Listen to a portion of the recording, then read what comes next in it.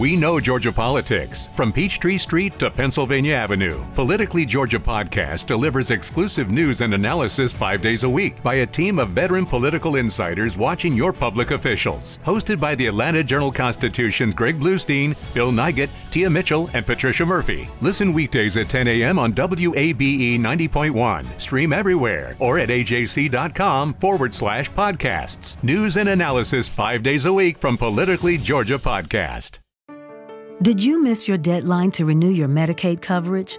You can still send your completed annual review form to Healthy Connections Medicaid. You may be assigned to another health plan, but you can ask to come back to First Choice within 60 days of renewed Medicaid eligibility. It's your family. It's your choice. First Choice is the right choice. Renew and choose us. Visit selecthealthofsc.com/renew to learn more. $7 a la economía mundial. Toda vez que existen riesgos. Más del 90% son MIPYMES, que generan 80%. Dame 20 minutos de tu tiempo y yo a cambio te daré información sobre los temas más relevantes en materia de comercio exterior, fiscal y aduanas con un toque humano. Y hagamos un trueque, un podcast de TLC Magazine México. Hola, ¿cómo están? Buenas tardes en un programa más de Hagamos un trueque. Me da muchísimo gusto verlos otra vez. Pues hay un tema hoy muy especial, es el tema de la cuestión laboral. Como saben, las negociaciones del TEMEC sin duda requirió de grandes esfuerzos políticos de los tres países, pero principalmente de los negociadores. Y es indispensable por parte de las empresas mexicanas poner en práctica los cambios para su buen cumplimiento. Por eso, quisimos hoy invitar a quien fue el jefe negociador junto de las negociaciones del TEMEC, Salvador Béjar Lavalle, con el tema de nuevos retos laborales en el TEMEC para el sector productivo mexicano. Bienvenido, Salvador, ¿cómo estás? Muy bien, Daniela, muchas gracias. Encantado de estar aquí con ustedes. Pues nosotros muy ansiosos que nos platiques este tema, porque sin duda va a ser indispensable que estemos cumpliendo todas las empresas y creo que tus recomendaciones van a ser fundamentales. No, pues muchísimas gracias. Gusto de ver también a Octavio y a Máximo conectados. Un saludo cordial y encantado. Muchas gracias por la invitación. Encantado de participar hoy con ustedes en Hagamos un Trueque. Pues gracias por aceptar el trueque y ahorita me gustaría, antes que nada, leer tu semblanza para que conozcan un poquito más de tu maravillosa trayectoria profesional. Salvador Béjar es experto en Derecho Internacional y Asuntos de Comercio Exterior. Actualmente es director jurídico de la Cámara Nacional de la Industria Azucarera y Alcoholera. Previo a su posición actual, fungió como director general para América del Norte en la Secretaría de Economía y jefe negociador adjunto en la negociación del Tratado de Libre Comercio de América del Norte. Regresó a México después de 15 años de servicio como consultor jurídico del comercio internacional en la Embajada de México en Washington, D.C. Anteriormente fue consultor para la Secretaría de Economía en las negociaciones comerciales internacionales. Es abogado que su educación profesional comenzó en México en Derecho en la Universidad de Latinoamérica con posgrado en Derecho Corporativo en la Universidad Iberoamericana, con estudios adicionales sobre el sistema jurídico estadounidense en la Universidad de Georgetown. Entre los temas más importantes en los que se ha enfocado está propiedad intelectual en la relación entre México y Estados Unidos, compras de gobierno, las investigaciones antidoping y por subsidios. Además, se dedica a la defensa de México en los mecanismos de solución de controversia. Inversionistas Estado, conforme al capítulo 11 del Telecán y otros acuerdos. También algunos litigios de un Estado a otro en el marco del Telecán y de la OMC. Es profesor en el Diplomado Guillén Aguilar Álvarez en Negociaciones Comerciales Internacionales del Colegio de México y conferencista en foros nacionales e internacionales. Bienvenido, Salvador. Nos da muchísimo gusto tenerte aquí, tener un trueque contigo. Y antes de que empieces, déjenme decirle a todo, nada más el público, que junto con tus negociadores, con tu equipo negociador, hicimos un resumen de un video muy cortito que al final se los vamos a pasar para que no se los pierdan. Así que bienvenido a hacer un trueque con nosotros, Chava. No, encantado y además el video les quedó muy padre, así que las recomendaciones son muy útiles y espero que todo el mundo pueda escucharlas y seguirlas al pie de la letra. No es un recetario, pero sí son recomendaciones que todo el mundo, en virtud de lo que vamos a enfrentar, deberíamos de tomar en cuenta. Déjame compartir mi pantalla y poder ir llevándolos de la mano sobre el tema de solución de controversias. Creo que este no es.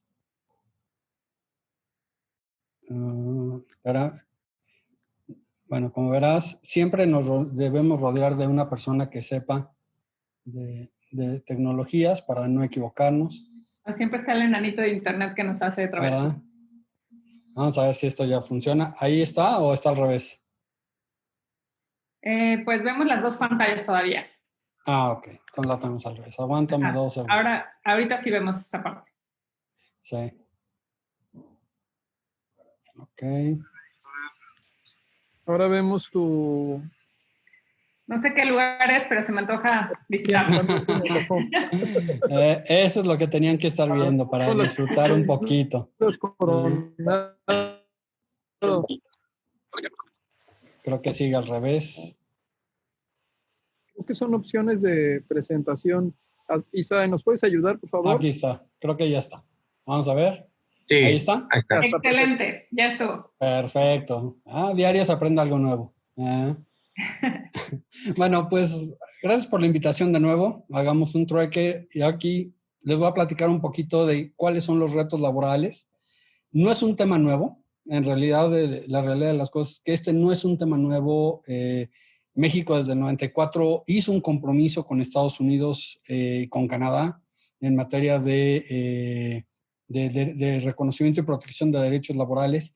Pero hay una gran diferencia entre el compromiso de 1994 y este compromiso de 2018, o tal vez podríamos decir 2019. ¿Y por qué son diferentes? Déjenme irlos llevando para que vayamos viendo dónde están estas diferencias.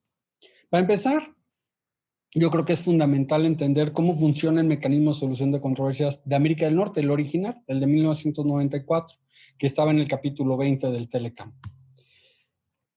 En ese capítulo tú tenías tres etapas para un procedimiento arbitral.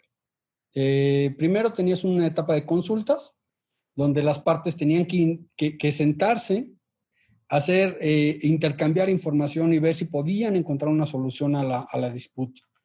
Esto es simplemente en materia comercial, todavía no entramos a la parte laboral. Si las partes técnicas no podíamos encontrar una solución, entonces lo que comúnmente le llamamos, lo escalábamos de nivel, es decir, pues íbamos de chismosos con nuestros jefes y le decíamos, ¿qué crees? Pues el intransigente de enfrente no quiere, ¿no? Y pues yo tampoco puedo ceder porque pues me llevo a una industria o le pego a un sector o estas son las consecuencias para nosotros. Y entonces provocábamos lo que llamamos una reunión de la Comisión Administradora del Libre Comercio. La Comisión del Libre Comercio es la máxima autoridad, o era la máxima, podríamos decir a la fecha, la máxima autoridad en el Tratado de Libre Comercio. Y si la comisión, es decir, los ministros de comercio no se ponían de acuerdo, entonces ya ahora sí procedía el procedimiento cuasi judicial o el procedimiento ante un panel arbitral. Es pues, muy esquemático, muy simple. Y aquí no me voy a detener en esta lámina, pero para que vean un poco lo complejo que era, estas son todas las etapas del procedimiento arbitral, están plenamente plasmadas en el capítulo 20 del Telecam original, y como podrán verlo, pues están prácticamente repetidas en el TEMEC, que lo vamos a ver a continuación. Esto simplemente les explica cómo va llevándose una audiencia, un procedimiento arbitral en el capítulo 20 o en el capítulo nuevo 31, desde la presentación de la solicitud, la constitución del panel, nombramiento del presidente del panel, los escritos iniciales, o sea, la demanda, contrademanda, la audiencia, el informe preliminar, los comentarios de las partes, y al final, pues ya el informe definitivo, que es el que puede ser absolutorio o condenatorio, y si era condenatorio, pues tienes un periodo perentorio para cumplirlo, y si no lo cumples, entonces ya viene lo más interesante, que son las famosas sanciones comerciales. Este no es un tema nuevo para México tampoco, porque hay que recordar que México ya tuvo 2 procedimientos de solución de controversias, Estado a Estado, al amparo del capítulo 20, incluso uno de ellos, el segundo, el que fue autotransporte de carga, transporte transfronterizo de carga, México se fue a la última etapa, que es la imposición de sanciones comerciales. Pero esto fue, pues yo te diría, un caso excepcional, porque ha habido otros casos donde uno de los grandes defectos de este procedimiento del capítulo 20 estaba aquí, que era la conclusión de la selección del panel. Esta era la etapa donde una de las partes, generalmente la afectada o la demandada, simplemente no avanzaba. Y el hecho de que tú no nombraras un panelista o al presidente del panel o no te pusieras de acuerdo para nombrar al panel a uno de los 5, hay que recordar que aquí en estos procedimientos tenemos 5 miembros, 2 escogidos por cada una de las partes y el tercero se escogía por sorteo. Pero con que no te pusieras de acuerdo con la otra parte, simplemente el panel no podía avanzar, no se constituía la instancia arbitral y por lo tanto, pues nunca tenías un panel. Esa fue la crítica ad perpetuam que tuvimos durante 25 años de que no teníamos un sistema de solución de controversias eficiente. México le reclamó muy fuerte a Estados Unidos en 2008 porque no teníamos, Estados Unidos nos negó trato equivalente en el mercado de azúcar y Estados Unidos, pues simplemente se negó, nunca pudimos tener ese panel, nunca pudimos resolver la disputa de azúcar mediante panel, sino que se resolvió a través del tiempo con la liberalización de los mercados de edulcorantes en 2008.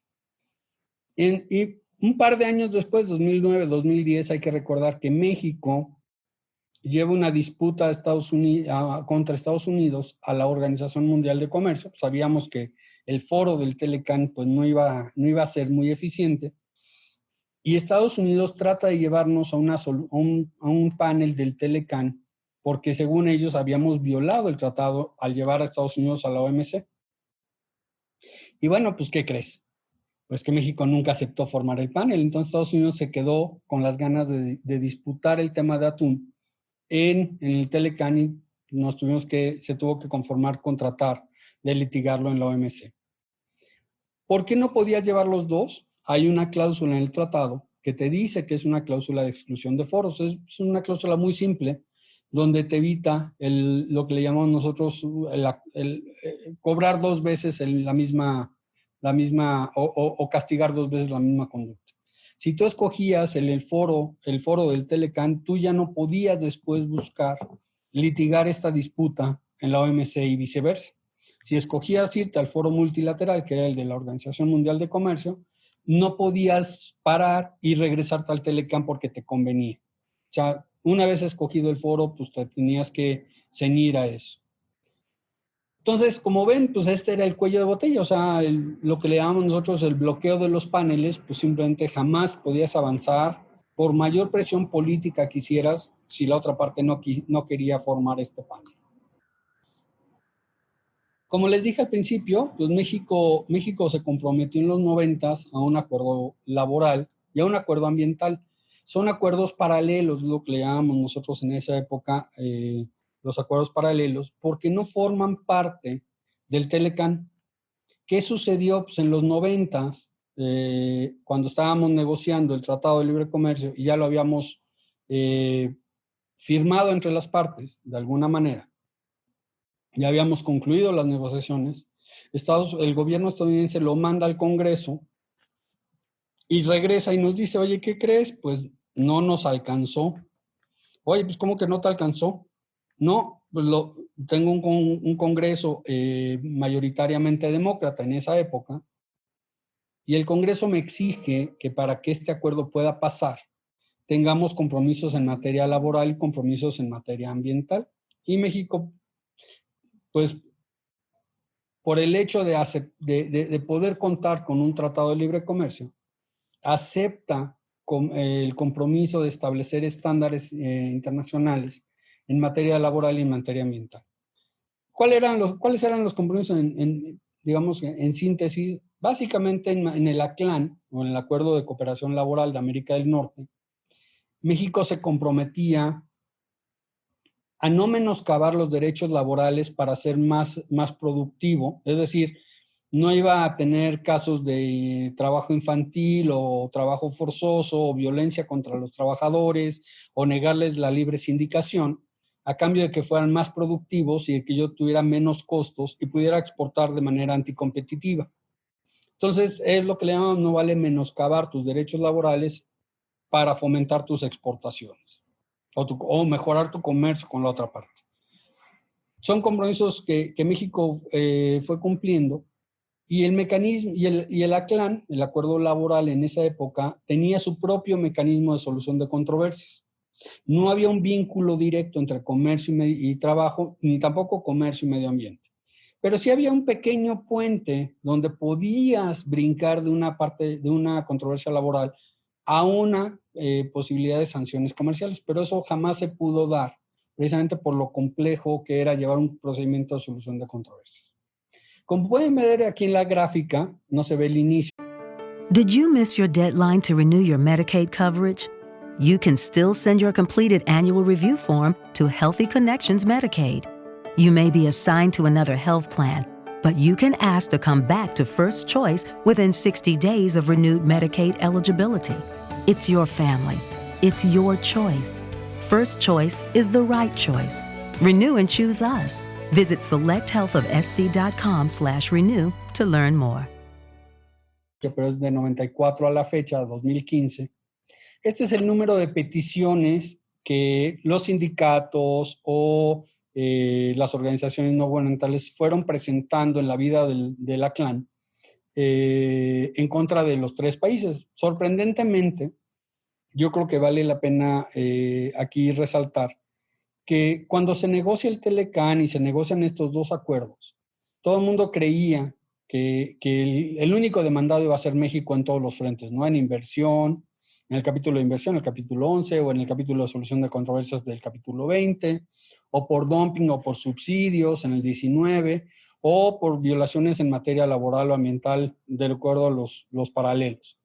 La realidad de las cosas es que vamos no son números muy alarmistas. En materia laboral, México tuvo 26 peticiones, prácticamente todas se resolvieron, ninguna quedó sin resolver. Casos extremos, yo creo que vale la pena platicarles un caso uno de los casos que me tocó defender, donde Estados Unidos nos acusa de que México discriminaba a través de las pruebas de orina a las mujeres en la frontera norte, en el segmento de Maquila. Y haciendo nuestro análisis y revisando las cifras y revisando los números y todo, nosotros pudimos demostrar que el análisis de orina y el análisis de sangre eran pruebas que se requerían para demostrar la salud de las personas y no para discriminar entre hombres y mujeres. O mujeres embarazadas y mujeres no embarazadas. Número 2, demostramos que la Maquila contrataba 70% más mujeres que hombres y que por lo tanto no podíamos hablar de discriminación cuando había una mayoría del sexo femenino más que del sexo masculino. Entonces, casos de ese tipo se presentaban, pero eran más que nada, y si se fijan en la gráfica, el pico de estas son en 1998, que es prácticamente pues, cuando el bebé está recién nacido, ¿no? Son las primeras crisis del bebé recién nacido. Ya después vemos un pico en 2005 y de ahí pues prácticamente se muere, ¿no? No hay mayor actividad. México tuvo 26 casos de estos, Canadá tuvo solo 2 y Estados Unidos tuvo 12 casos de Estados Unidos. Entonces, ahí si hacemos la suma, pues el amarillo el último color es la suma de todos y los otros son precisamente los casos, ¿no? Aquí pueden ver que en 98, pues los 3 países, prácticamente toda América del Norte tuvo casos dentro de la CLAN. Ahora, esto no es el único proceso que tiene Estados Unidos. Y déjenme explicarles muy rápido que a Estados Unidos le encanta la certificación unilateral de los países. Es más, le encanta certificar unilateralmente a los países. De entrada, yo les diría, hay 4 reportes que son importantes tomar en cuenta. El primero de ellos, el que le llamamos la sección especial 301, es en materia de propiedad intelectual, que no es materia de esta plática o de este trueque, pero es para que tengamos una idea de por qué Estados Unidos es el famoso watchdog del comercio internacional, ¿no?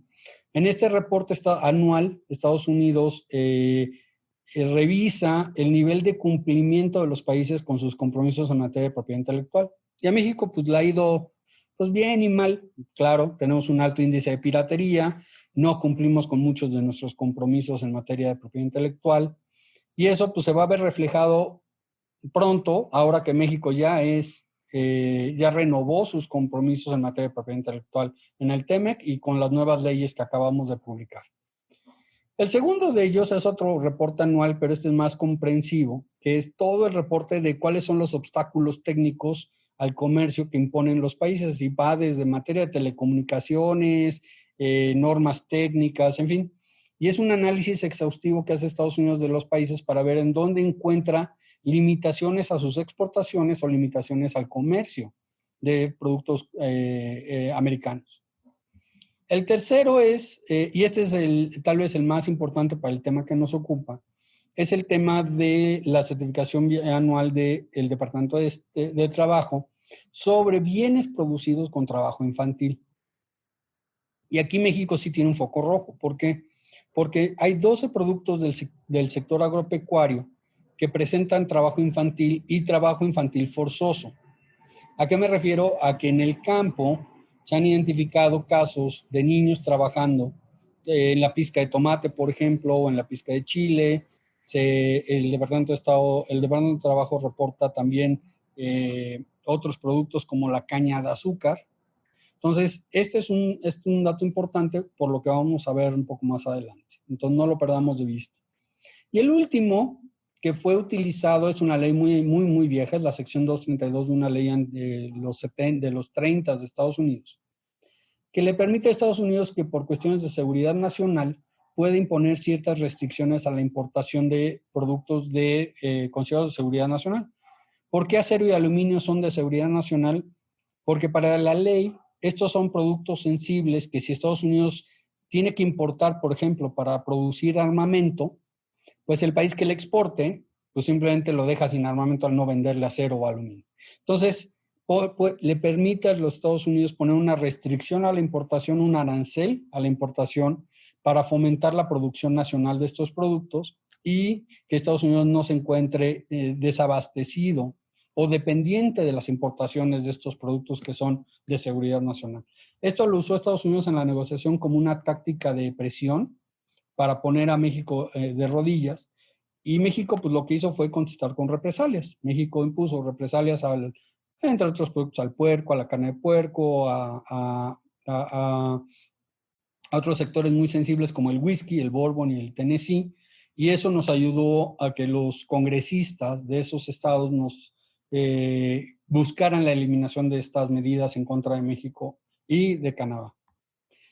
Ahora bien, ¿cuál fue el proceso y hasta dónde pudimos llegar en el proceso de negociación? Y esto es ya más actual. Estados Unidos, si recordamos o lo han escuchado antes, Estados Unidos no quería realmente renovar el Telecán.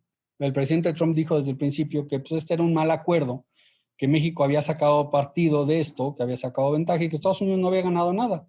Es más, se quejaba de que había un alto déficit comercial con México y de que nos habían robado los empleos.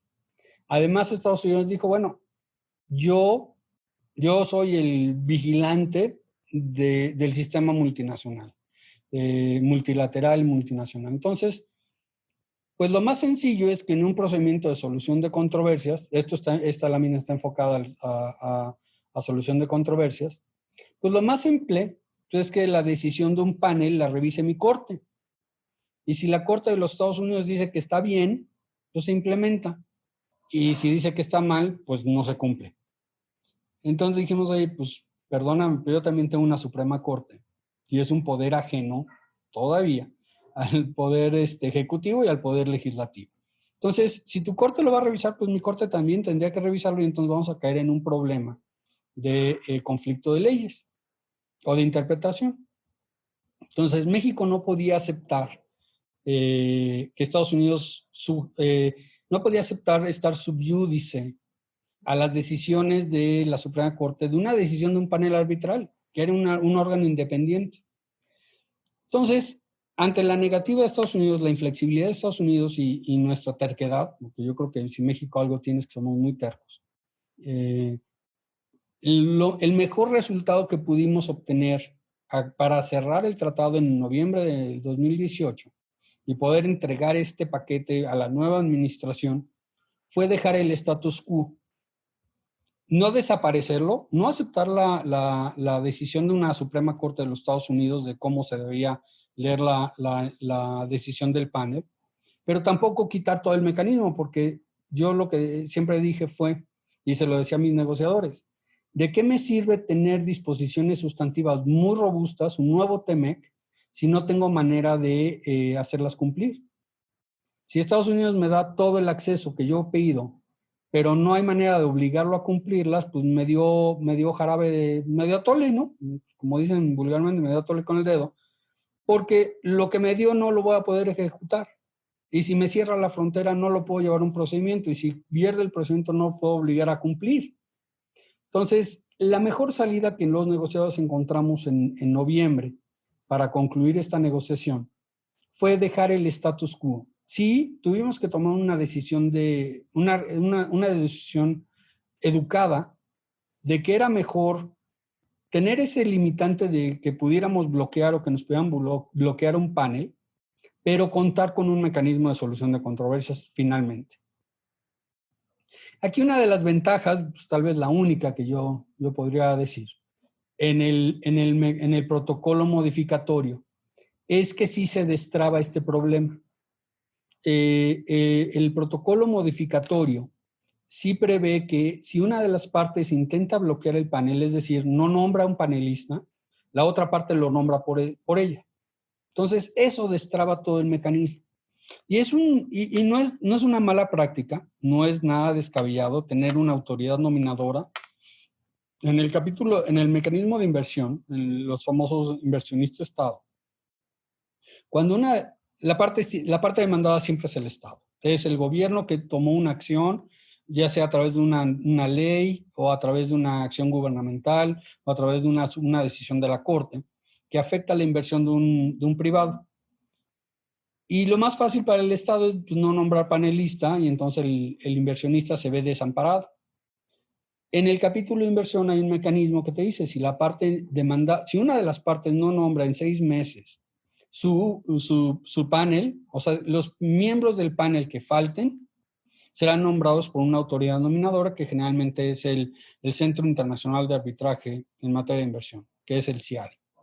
Entonces dijimos, bueno, creo que en ese sentido, el protocolo modificatorio de diciembre, el 11 de diciembre de 19, sí resuelve ese problema.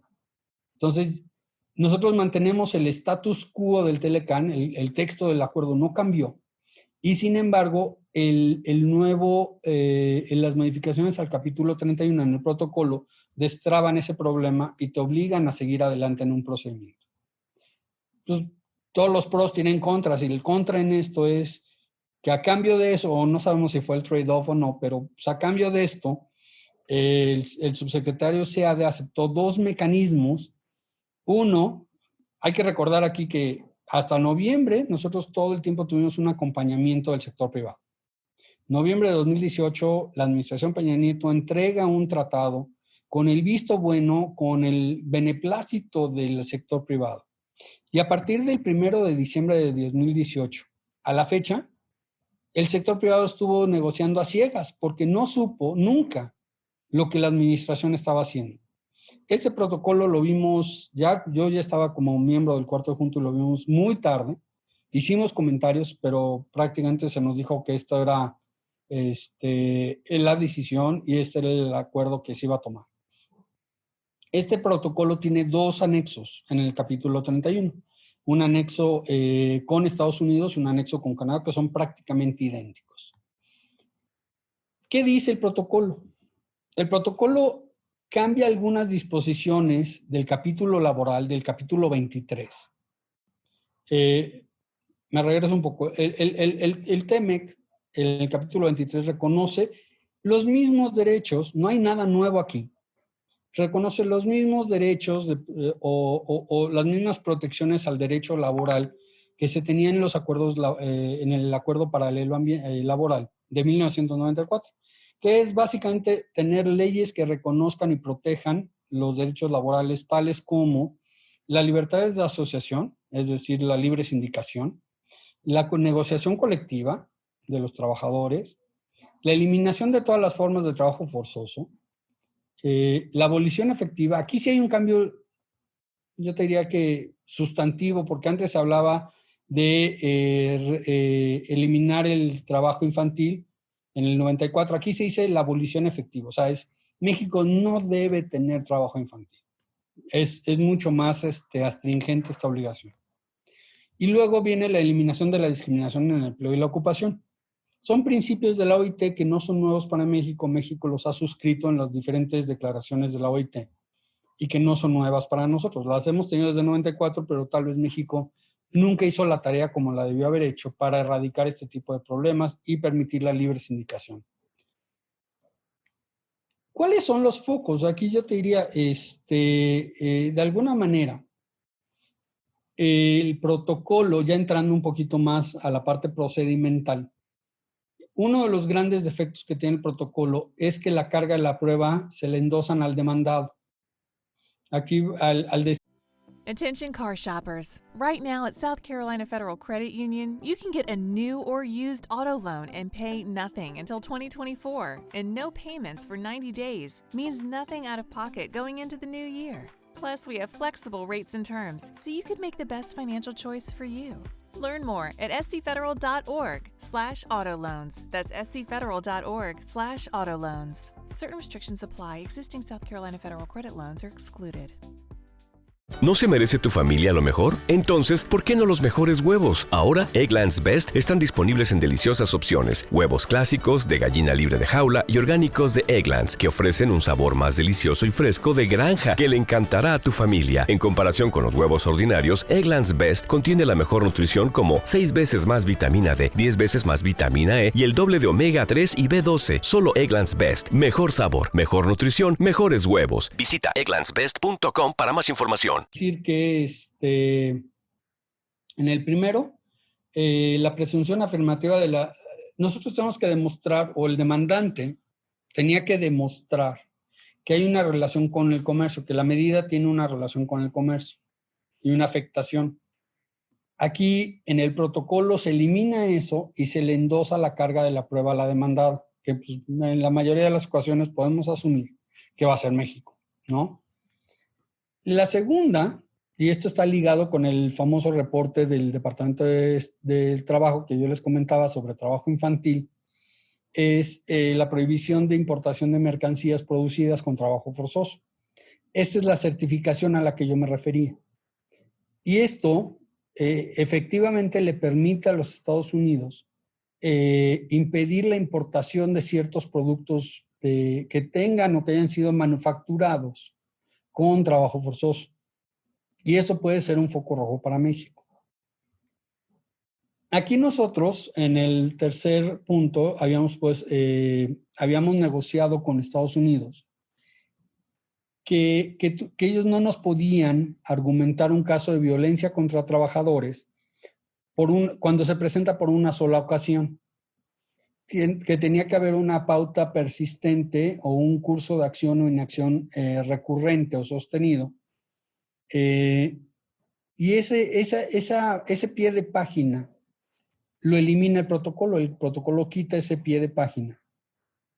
Y por lo tanto ahora, un solo caso de violencia contra los trabajadores puede llevarse a un mecanismo de solución de controversias.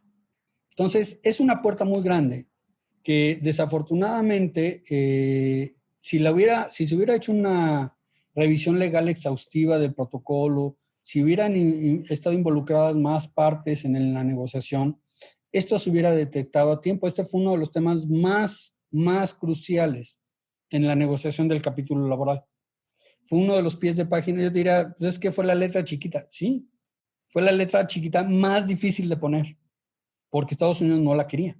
Y aquí en el protocolo, de un plumazo, se llevaron un pie de página que a México le va a costar muy caro.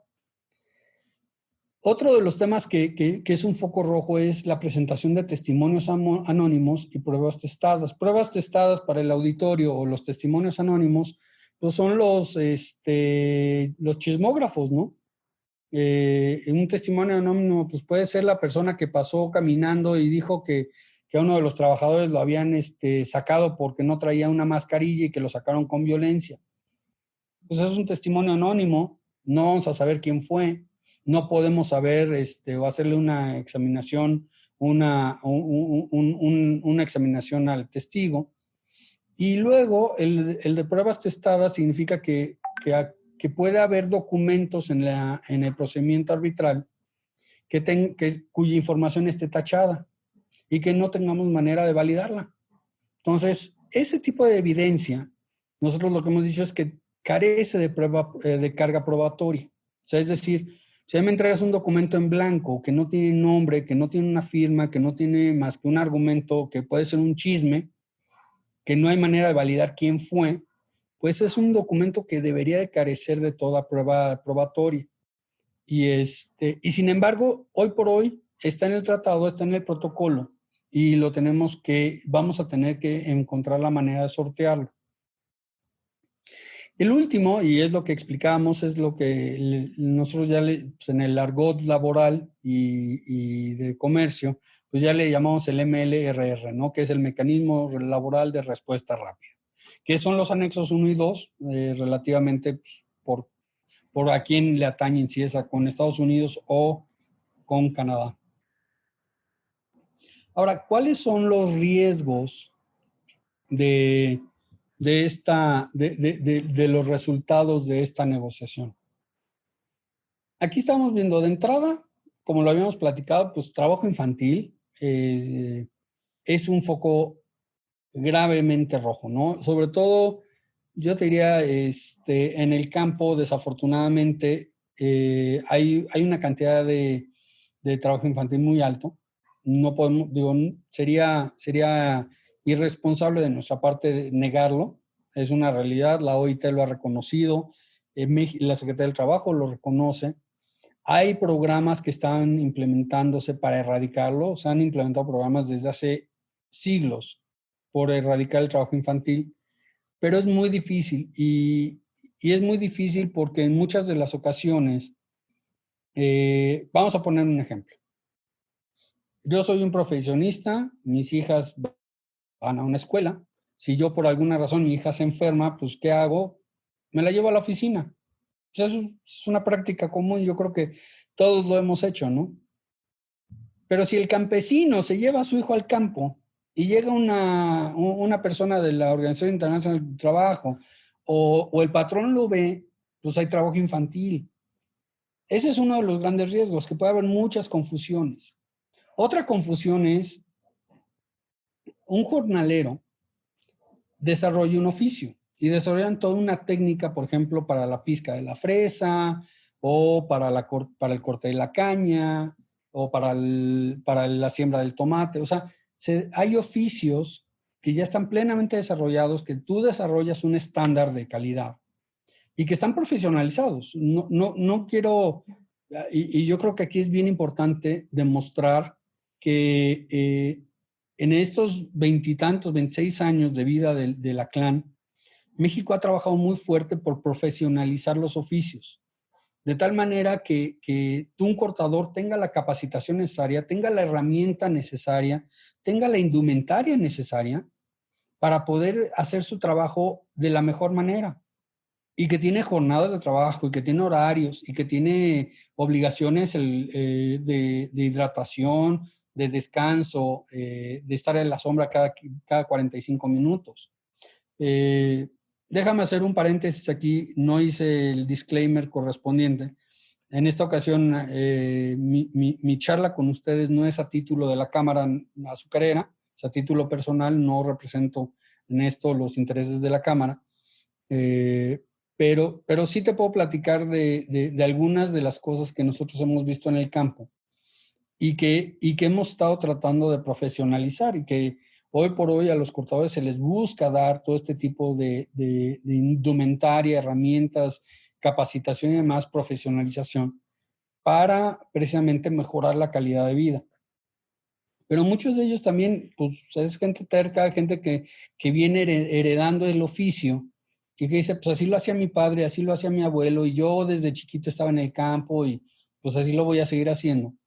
Pero eso ya implica para los sectores, no solo el cañero, sino para todos los sectores agro, un riesgo, porque al final del día tú tienes una responsabilidad social y esto te puede llevar a un procedimiento. Entonces, ese es en el primer caso, ¿no? El segundo es, pues, que tu producto pueda no ser exportado. ¿Por qué? Porque te pueden meter, Estados Unidos te pudiera cerrar a través del propio tratado. El tratado ya reconoce que hay una prohibición, una posible prohibición a la importación de productos fabricados parcial o totalmente con trabajo forzoso u obligatorio, que eso incluye trabajo infantil.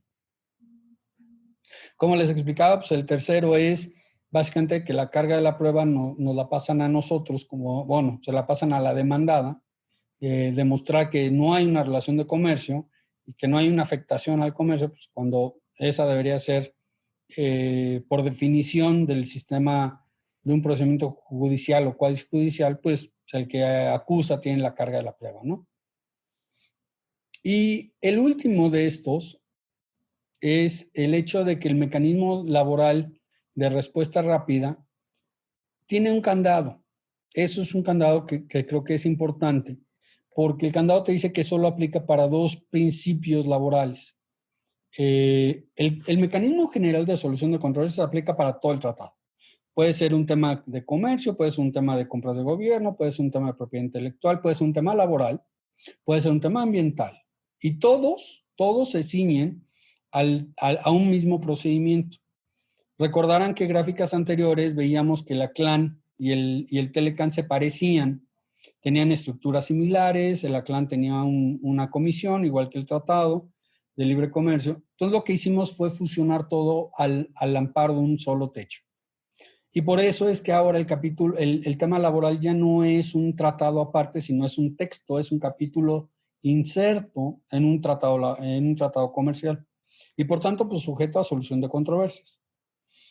El mecanismo laboral de respuesta rápida que se negoció, que está en los anexos, tiene una particularidad que solo aplica para la libre asociación y para la negociación colectiva, es para la sindicación y para la negociación colectiva de los trabajadores con los patrones. Son los dos únicos principios bajo los cuales tú puedes ejecutar un procedimiento de esta naturaleza. ¿Por qué se llama mecanismo de respuesta rápida? Pues porque su nombre así lo dice y porque es muy rápido. Un procedimiento arbitral te lleva promedio, si sumáramos todos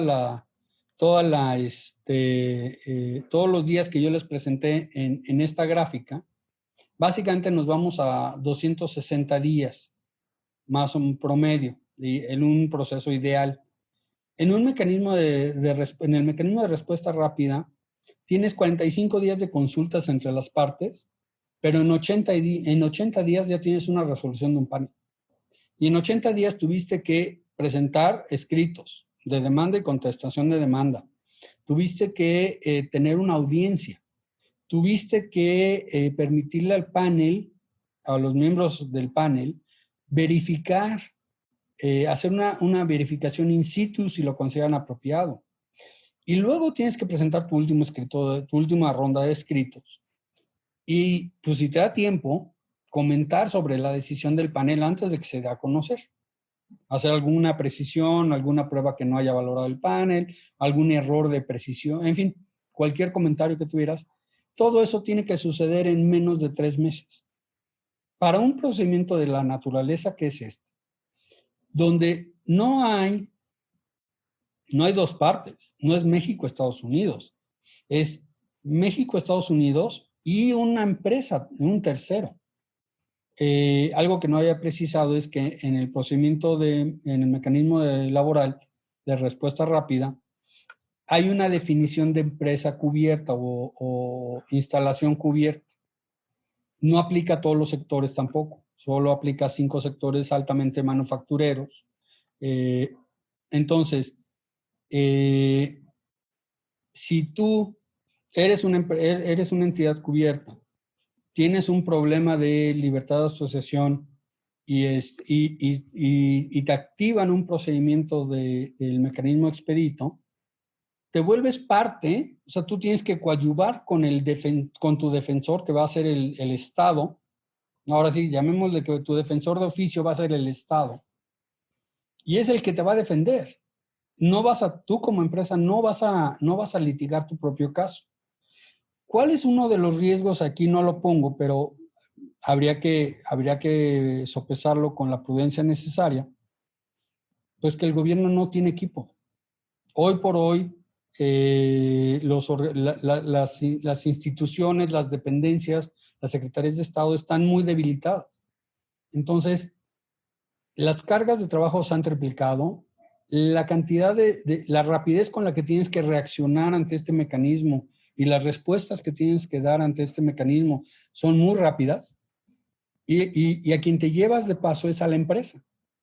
Cuando la empresa puede decir, oye, pues yo los dejé asociarse, yo respeto la libre sindicación, aquí tengo el título del sindicato, y no obstante, a mí Estados Unidos ya me cerró la puerta a mis exportaciones. Entonces no nada más me cuesta tratar de defenderme, sino que además ya se me caen mis ventas y la empresa puede tener una afectación directa por consecuencia de una mala defensa del Estado.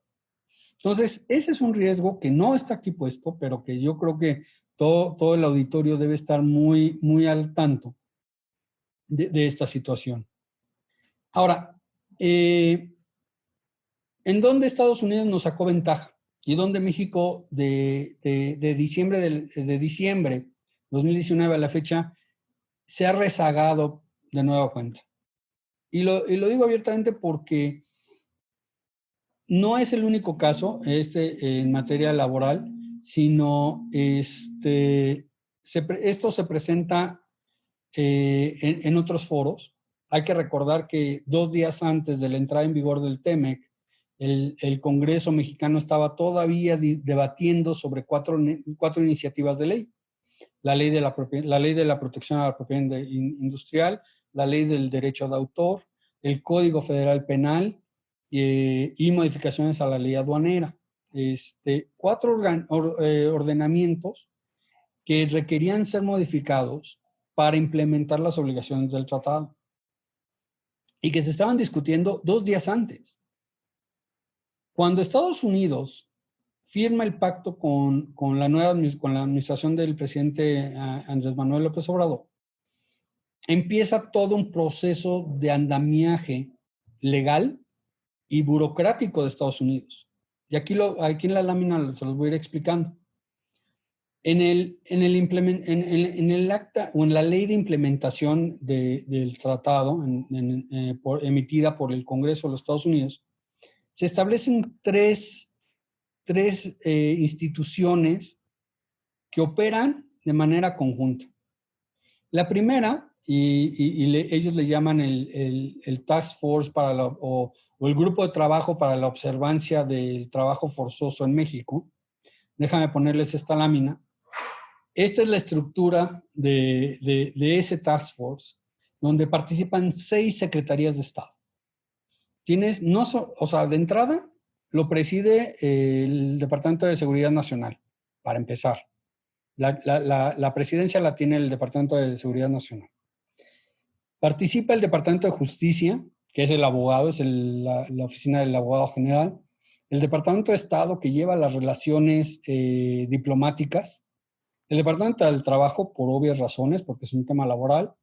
El representante comercial, que fue el negociador en jefe del tratado.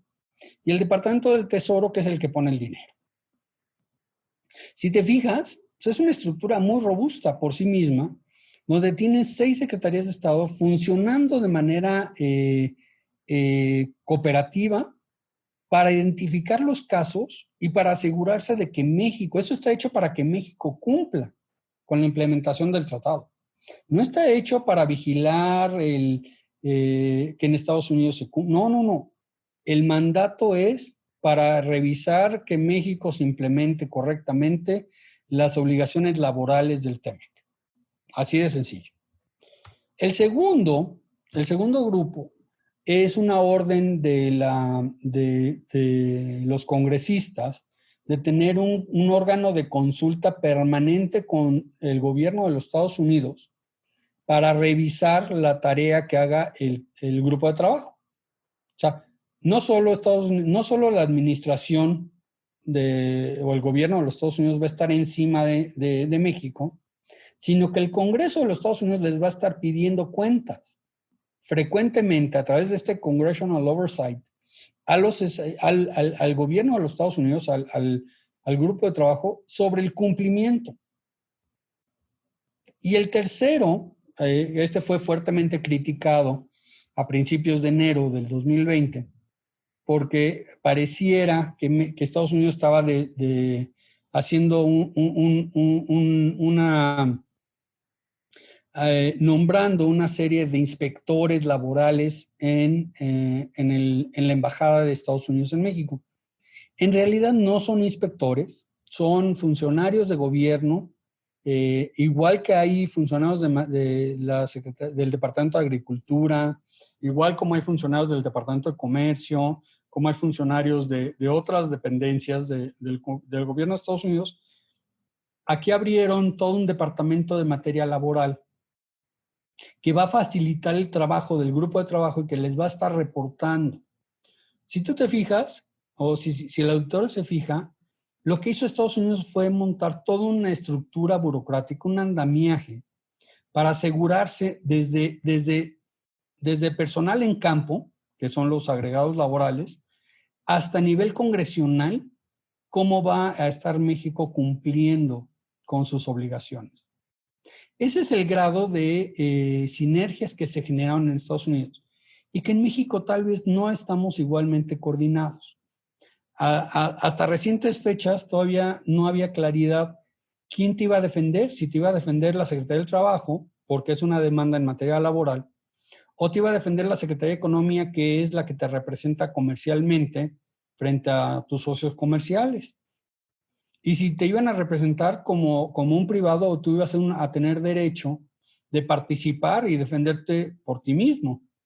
Entonces, había muchas dudas. Esto fue muy, muy cuestionado. El cuarto de junto, que es el brazo asesor del gobierno, estuvo relegado de todas estas discusiones por mucho tiempo. Y es hasta ahorita que ya empezamos la implementación que nosotros podemos realmente conocer cómo se van a llevar estos procedimientos. Ahora, déjame irme a las conclusiones y yo creo que aquí ya podríamos precisamente pasar a un diálogo con el auditorio. Yo no podría decir que el tratado es malo, yo te diría al revés, yo creo que es bueno. Y yo creo que no hay nada nuevo bajo el sol, porque estas obligaciones ya estaban previstas desde hace mucho tiempo. México tenía obligaciones ya contratadas, primero porque somos miembros de la Organización Internacional del Trabajo, dos, porque las teníamos ya desde 94 cuando firmamos el Acuerdo Paralelo Laboral y Ambiental, y tres, que simplemente nos están pidiendo que cumplamos con nuestra ley. O sea, pues no suena descabellado. La pregunta es si estamos preparados para cumplir con nuestra ley. Ahora, ¿qué es lo que tenemos que hacer? Bueno, primero es, el TEMEC sin duda alguna fortalece el compromiso en materia laboral y le da a los trabajadores, le da el reconocimiento a los trabajadores de sus derechos y que pueden recurrir a instancias internacionales en caso de que vean sus derechos vulnerados. Obviamente, y aquí hay siempre creo que hay una nota que aclarar, si este mecanismo laboral se abusa de él, sí hay una cláusula que te dice que puedes impedir que lo siga usando la otra parte, si lo usa de manera desleal o lo usa de manera anticompetitiva, digamos, ¿no? Si yo lo uso, si yo soy Estados Unidos y me dedico a presentar casos para irle cerrando o irle poniendo freno a las exportaciones de México y con ello reducir el déficit comercial, que fue el objetivo del presidente Trump en el inicio, pues México sí tiene un recurso de impugnar todos esos casos a través de un mecanismo general y poder evitar que esta parte los use. Otro riesgo que hay, y que creo que no se los mencioné, perdón que me regrese, de hecho creo que no lo puse aquí, es el hecho de que si en un procedimiento, vamos a tomar un caso hipotético, un caso de violencia contra los trabajadores, no es un caso que pudiera llevar al mecanismo expedito de manera automática. ¿Por qué? Porque el mecanismo expedito solo te cubre, o su ámbito de aplicación solo es para libertad de asociación, o sea, libre sindicación, y negociación colectiva. Son los dos rubros bajo los cuales únicamente puedes accionar este mecanismo. Pero hay un artículo que es el de expansión de las reclamaciones, donde si a mí me llevan un procedimiento tradicional, dar un arbitraje tradicional por violencia contra los trabajadores o trabajo infantil, por los siguientes 2 años, si la parte demandante gana, por los siguientes 2 años, en lugar de irte a un mecanismo tradicional, puedes activar el mecanismo expedito para la misma reclamación, para el mismo concepto de violación. Entonces, si a mí me demuestra en un caso tradicional que tengo trabajo infantil en un producto, por los siguientes 2 años podrían demandarme a través del mecanismo o del fast track, de este mecanismo expedito, casos de trabajo infantil. Entonces sí hay un riesgo adicional del cual pues todos tenemos que tener mucho cuidado. Y bajo eso, pues lo que nos queda es realmente, yo te diría como recomendaciones. Número 1, estar muy cercanos a los sindicatos, tener muy claro la relación sindical, tener muy claro la relación con la sociedad civil y asegurar que los principios del tratado se cumplan. No pueden llevar a una instalación cubierta, a un caso, pues tal vez porque no les dio agua durante la negociación colectiva o la reunión del sindicato, ¿no? Pues eso no procede. Pero sí tiene que haber una clara coordinación y una transparencia en las negociaciones de los empresarios con el sector obrero obrero. Y el tercero, o mi tercera recomendación es tener un diálogo muy cercano y tener un mecanismo de cooperación, de intercambio de información y de colaboración con las autoridades para de alguna manera reducir los riesgos. Aquí es donde México tiene que sacar, como dicen, la casta y tenemos que identificar cuáles son las áreas de oportunidad para mejorar el ambiente laboral en México. Desafortunadamente, COVID vino a cambiar muchas cosas y yo creo que, aunque es un reto, debe de verse también como una oportunidad para mejorar muchos de los procesos en México de eficiencias productivas, pero también de reconocimiento y protección de los derechos laborales. Entonces, como ven, no es un tema sencillo, es un tema que viene a complicar muchas cosas, pero que no es un tema nuevo. Al final del día, simplemente nos están obligando a cumplir con principios internacionales y con nuestra propia ley. Entonces, y es recíproco. Algo también que vale la pena resaltar es que esto no es lo que llamamos nosotros en un solo sentido, no son disputas en un solo sentido, sino que México también puede llevar a Estados Unidos o a Canadá a disputas en materia laboral o en cualquier otra materia, porque los dos mecanismos están habilitados para que funcionen en ambas vías. Entonces, con esto, Daniela, déjame concluir. Creo que incluso estoy un poquito pasado de tiempo, pero creo que podemos continuar este diálogo ya con el auditorio.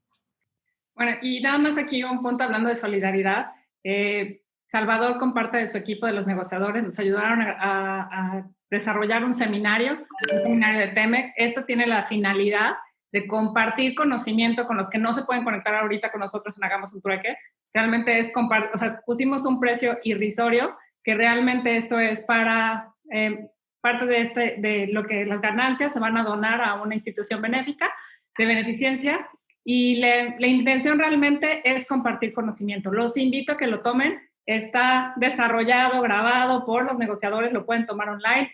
¿Qué quiere decir? Al momento que quieran, en la noche, en la mañana, a la hora que sea, ¿no? Empieza mañana y se van a ir subiendo continuamente el material.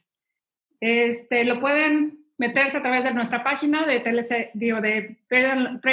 TLC Magazine México, a través de TLC o Trade and Law College. Les vamos a mandar la información, aquí la pueden ver. Por lo pronto te quiero dar un reconocimiento virtual. Estamos muy agradecidos contigo por hacer este trueque con nosotros. Muchísimas gracias. Creo que el trueque realmente más bien fue una ganga para nosotros.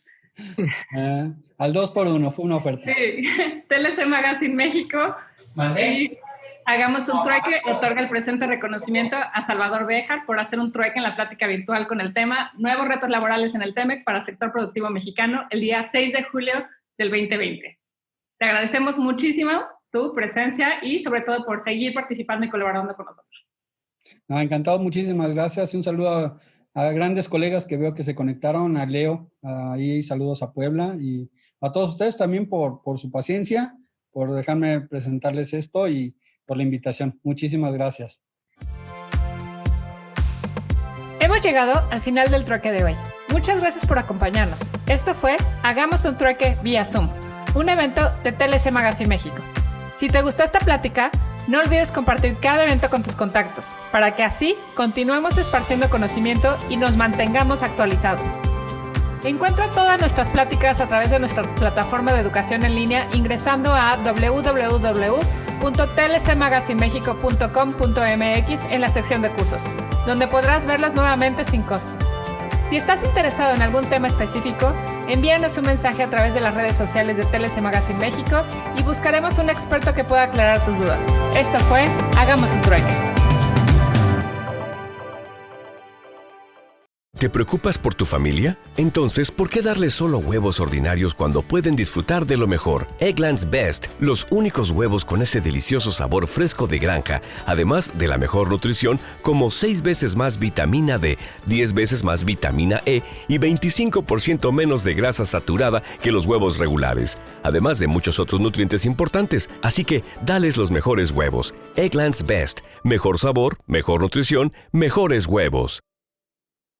¿No se merece tu familia lo mejor? Entonces, ¿por qué no los mejores huevos? Ahora, Eggland's Best están disponibles en deliciosas opciones. Huevos clásicos, de gallina libre de jaula y orgánicos de Eggland's, que ofrecen un sabor más delicioso y fresco de granja que le encantará a tu familia. En comparación con los huevos ordinarios, Eggland's Best contiene la mejor nutrición como 6 veces más vitamina D, 10 veces más vitamina E y el doble de omega 3 y B12. Solo Eggland's Best. Mejor sabor, mejor nutrición, mejores huevos. Visita egglandsbest.com para más información.